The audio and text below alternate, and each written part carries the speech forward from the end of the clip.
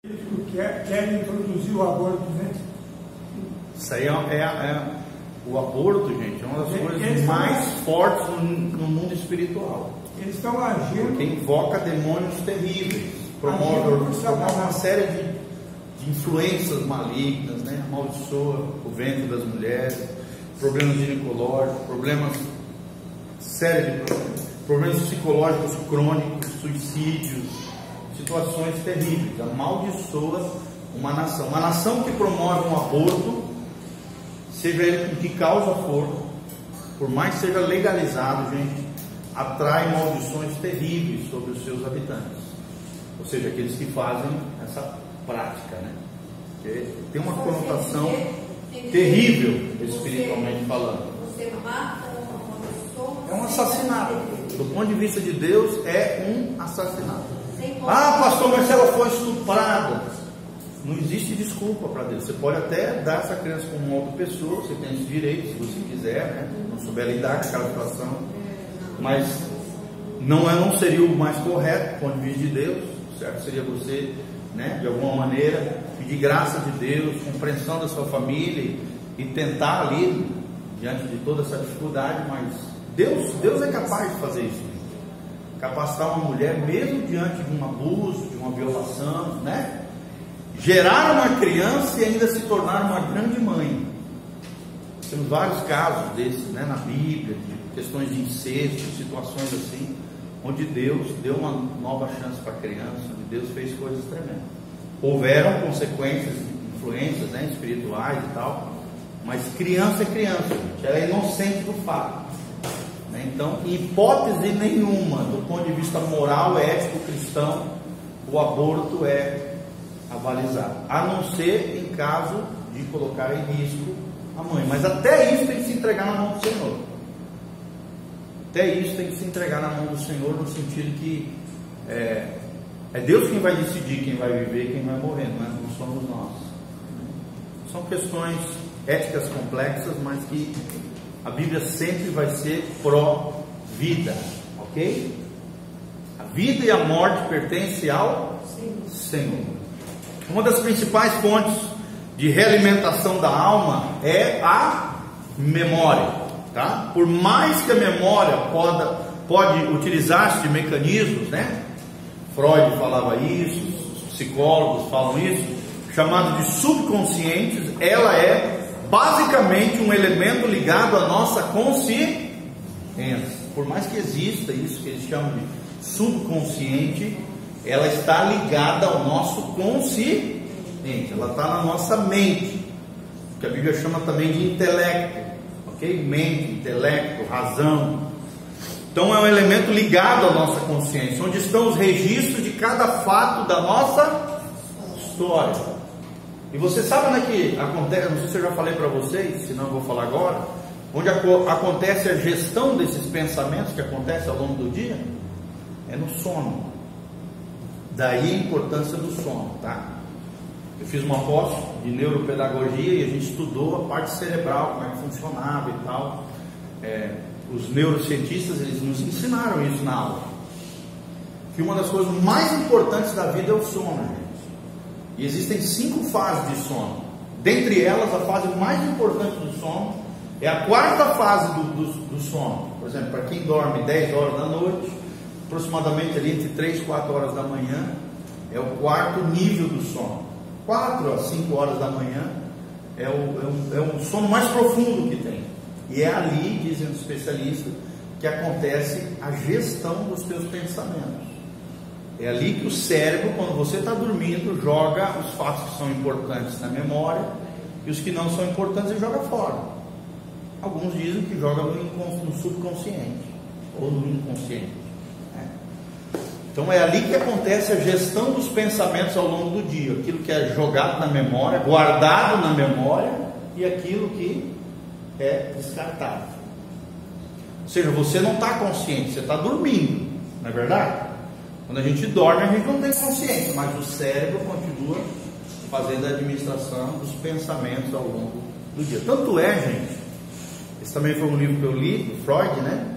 Que fala sobre o entendimento acerca dos sonhos e tal. Vocês podem perceber, A maioria dos sonhos nossos, quando a gente sonha e se lembra do fato, são pensamentos, são às vezes ligações, imagens, né? Fantasias, coisas que aconteceram ao longo do dia. Quando você pensa muito numa pessoa ao longo do dia, ao longo da semana, o que acontece? A probabilidade de você sonhar com ela é muito grande. Quando você está com determinados medos ao longo do dia, sobre determinados fatos, geralmente isso é levado para o teu sonho. Faz parte desse processo. Escola, sonhava com a escola. Exatamente. Assim, antes de começar a aula no começo do ano, quando vai conhecer a turma, eu sonho. Eu sonho todos os dias. Se eu cochilar aqui na mesa, eu já sonhei. E é sempre resquícios de urnas e outras coisas. São coisas do dia a dia. Eu sonho com isso aqui, ó. É ruim, porque a impressão não tem como descansei. Porque parece que eu passei a noite inteira vivendo. Cada pessoa é diferente. Ó. Por exemplo, eu é um caso que tem muito sonho. Eu conheço uma pessoa que também sonha todo dia e lembra do sonho. Né? Eu já sou diferente. Por exemplo, eu geralmente tenho sonhos em pequenos cochilos curtos. Por exemplo, se eu dou uma dormidinha à tarde, se eu dou uma descansada no final da tarde para a noite, aí geralmente assim eu tenho sonhos, eles são muito reais, às vezes até me mexo, né? Vocês também, né? Se tremem, levam um susto porque está caindo no lugar e tal. É assim, a gente está inconsciente, faz parte do inconsciente humano. Mas geralmente, se você for lembrar dos sonhos, você vai ver que é fruto dos teus pensamentos ao longo do dia, né? Dos teus medos, temores. Parece que eu estou acordada, claro. Porque é coisa do dia a dia, assim, é trabalho, é escola, pessoas que eu conheço, amigos. Exatamente, tá? Vamos lá então? Cada pessoa é diferente, né? Alguns sonham, outros não, alguns lembram, outros não. Assim, gente, uma coisa que eu aprendi como cristão, tá? É muito raro um sonho ter você poder dar crédito a um sonho, tá? Eu sou o tipo do cara que eu não dou crédito para sonho, a não ser que realmente eu perceba que é uma revelação espiritual que é razoável, ou seja, que você tem começo, meio e fim, tem lógica, é possível se compreender, entender o fato. Claro que existem relatos na Bíblia, né? O sonho de Daniel, vários sonhadores, alguns sonhadores, José, né? O maior exemplo de sonhador. Então, assim, existem alguns fatos que a Bíblia dá crédito ao sonho e foram fatos isolados, foram revelações divinas e tal, existe isso. Só que assim, gente, não dê muito crédito para sonho, tá? Porque geralmente sonho é besterol. Geralmente sonho não tem nexo. Geralmente sonho é fantasia. Geralmente sonho é uma série de imagens, flashes, situações que você passou ao longo do dia e geralmente não faz sentido nenhum. Tem muito crente que fica, não sei o que eu sonhei, fica dando crédito a coisas que não se deve dar crédito, tá? Deus nos deu um cérebro, Deus nos deu uma razão e a gente precisa usar ela. Amém? Uma das coisas que eu gosto do pastor Voltaire, sempre ensina isso pra gente. Deus nos deu bom senso. E o bom senso, a prudência, a sabedoria deve ser utilizado. Amém? Então use o bom senso com relação a sonhos. E não saia aí dando crédito, às vezes, uma coisa que não tem crédito. Ou que o cara sonhou lá e disse que é uma revelação de Deus. Calma, avalia, né? A Bíblia diz, nós temos que analisar tudo, reter o que é bom, né? Discernir as profecias, compreendê-las. Então a gente precisa tomar bastante cuidado com relação aos sonhos, tá bom? Pessoalmente, diz aqui o Cote, não gosto muito dos termos subconsciente ou inconsciente, porque eles podem ser interpretados de uma maneira perigosa, em detrimento do principal aspecto moral do ser humano, que é a responsabilidade pessoal, né?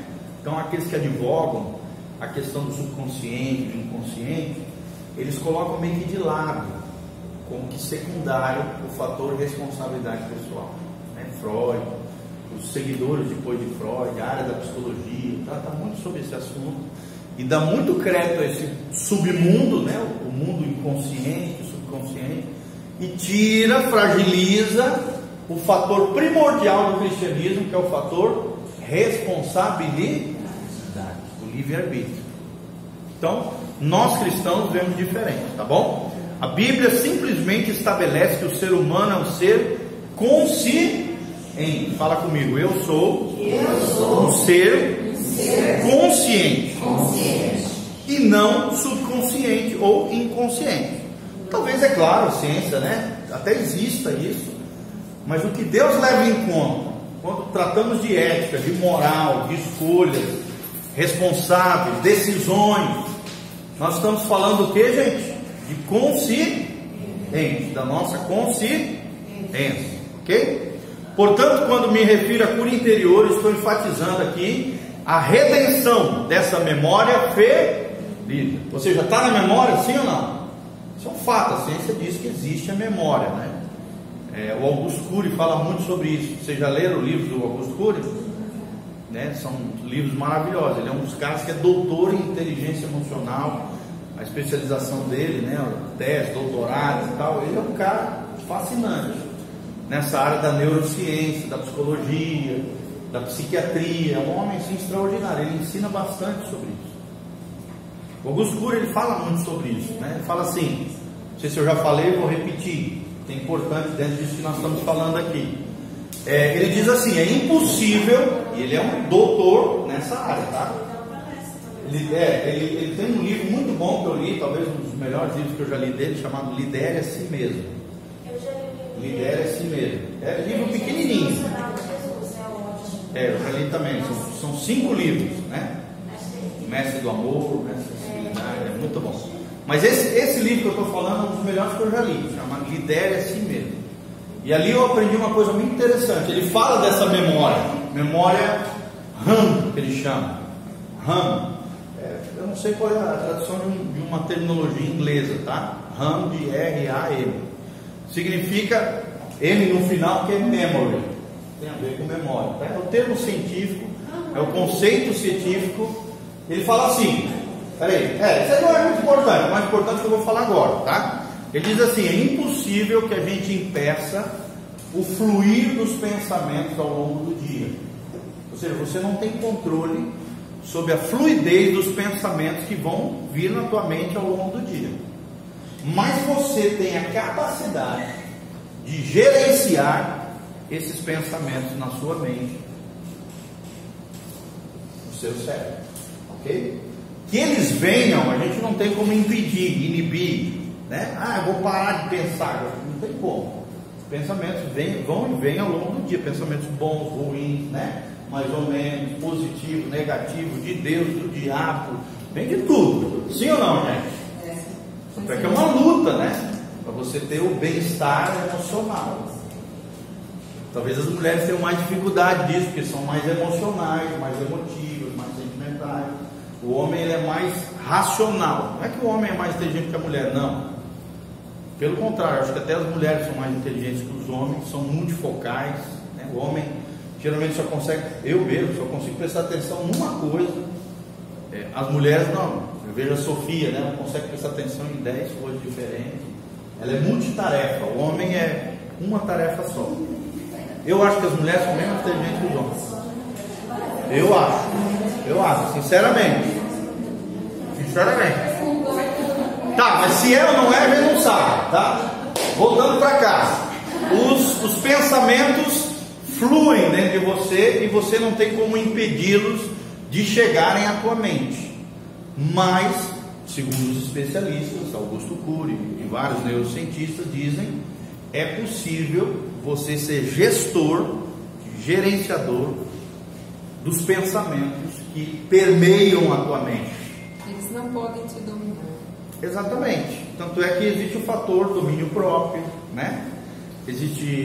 São virtudes, são qualidades que a gente pode desenvolver. E a gente pode vencer essa área emocional, tá, gente? Hoje a gente vê muitas as pessoas tendo uma passividade de mente. O que é passividade de mente? As pessoas se entregam aos problemas, se entregam às emoções, preguiça de pensar, não desenvolve a sua mente, né? Tem a mente vazia, aeroporto de Satanás, aí o diabo deita e rola, só pensa besteira, não lê bons livros, não instrui a mente. Eu faço isso com meus filhos, desde pequenininho, né? Eu invisto em livros, compro livro de filosofia, livro de sociologia, livro de história. Os bichinhos estão ficando, o menorzinho mesmo, que adora ler, a Giovana gosta de ler também. Então você tem que incentivar a leitura. Você tem que ajudá-los, incentivá-los, motivá-los, cobrá-los e exaltar sempre a inteligência, né? Quando eles soltam uma frase inteligente, uma coisa, poxa filho, que legal, assim que tu falou, tá? Aí aquilo vai crescendo dentro deles, vão se desenvolvendo, vão crescendo. Ou seja, a mente, ela precisa ser estimulada. Não sei se vocês já perceberam isso. Você precisa estimular a mente. Ler muito importante. Tem uma das coisas que estimula a mente é a leitura. Leia bons livros. Faça aula como vocês estão fazendo, né? Tudo isso aqui é investir, é gerenciar pensamentos, é aprender. Isso é tremendo, tremendo, tá bom? Isso tem que começar desde pequenininho, incentivar isso. Eu tenho 3 filhos, cada um tem um desenvolvimento intelectual diferente. A Giovana é muito boa com gente, ela se desenvolve muito bem ali, de conselheira de pessoas, as amiguinhas e tal. O Emanuel já é extremamente artístico. Tudo que ele faz bem, ele é detalhista, ele vai ser um bom instrumentista, ele desenha maravilhosamente bem, ele tem uma capacidade assim, de aprender coisas de informática, essas coisas, ele sabe desmontar um computador, impressionante, um menino de 13 anos de idade. E o Miguelzinho já é um gêniozinho, é impressionante, é o mais inteligente de todos. Claro que a gente não fala isso na frente dele, mas ele sabe disso. Tanto é que ele não dá trabalho, faz as tarefas sozinho, só tira notão. E cada um, vocês estão entendendo? E ele é inteligente, ele solta cada um, ele lê muito, ele lê livro de filosofia, sociologia, história, ciência, uma coisa impressionante. Um molequinho de 11 anos de idade. E está crescendo assim. Ele solta cada frase, cada coisa, que às vezes eu fico abismado. Como é que um menino de 11 anos solta isso? É divertido, bem-humorado. Assim, é bem-humorado, é divertido. Então, cada filho, você vê que tem características diferentes, tem virtudes diferentes, né? Tem capacidades diferentes. Tem 2 tem maior capacidade de lidar com gente, né?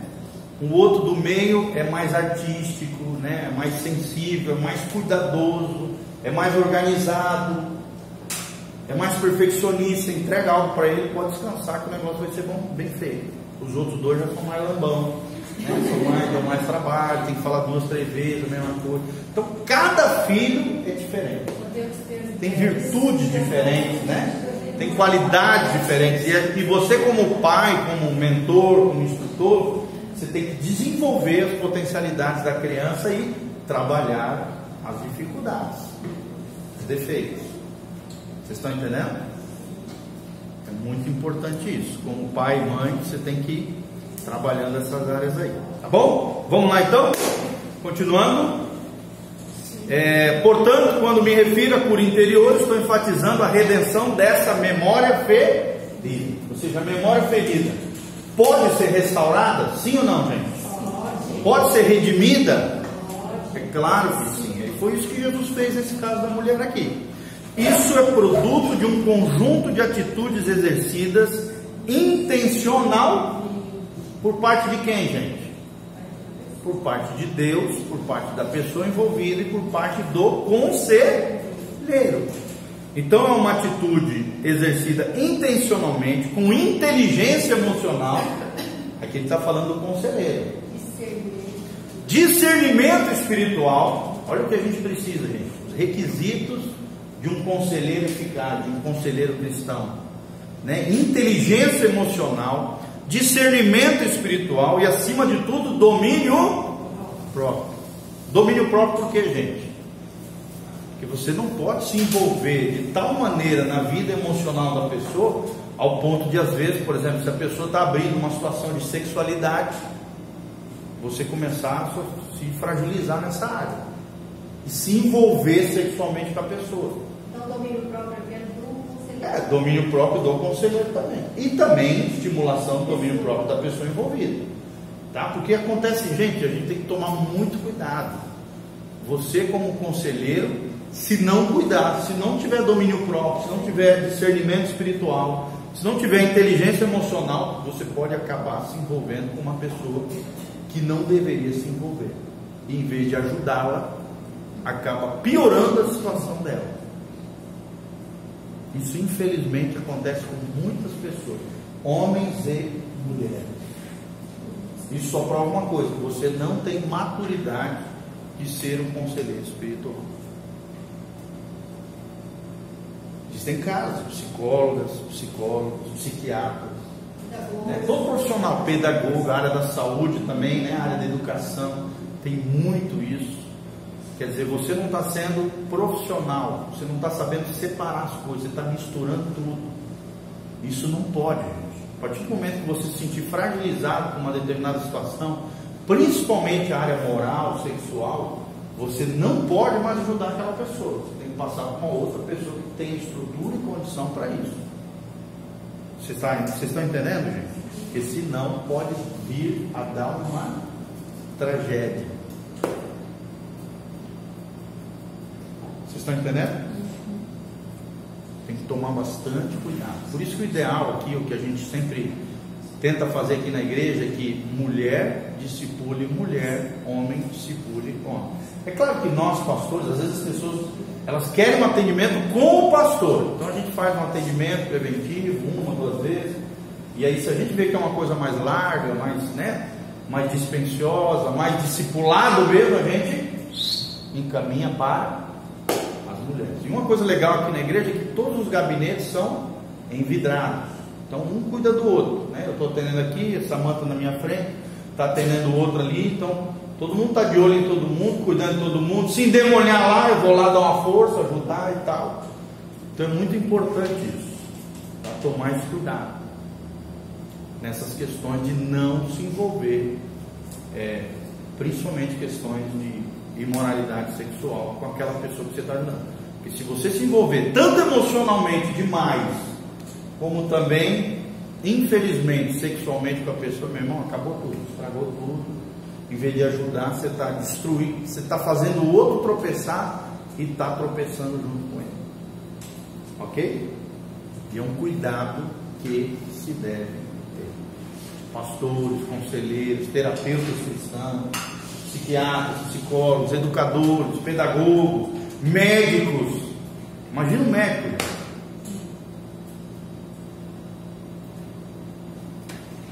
Então, todas as áreas, dentistas, todas as áreas tem que tomar bastante cuidado, né? Tem que tomar bastante cuidado para não pular os limites aí, profissionais, morais e tal. Então, podemos alistar os princípios fundamentais que constroem uma linha de ação inteligente no processo clínico da cura da alma. Então, nós vamos falar agora sobre os princípios básicos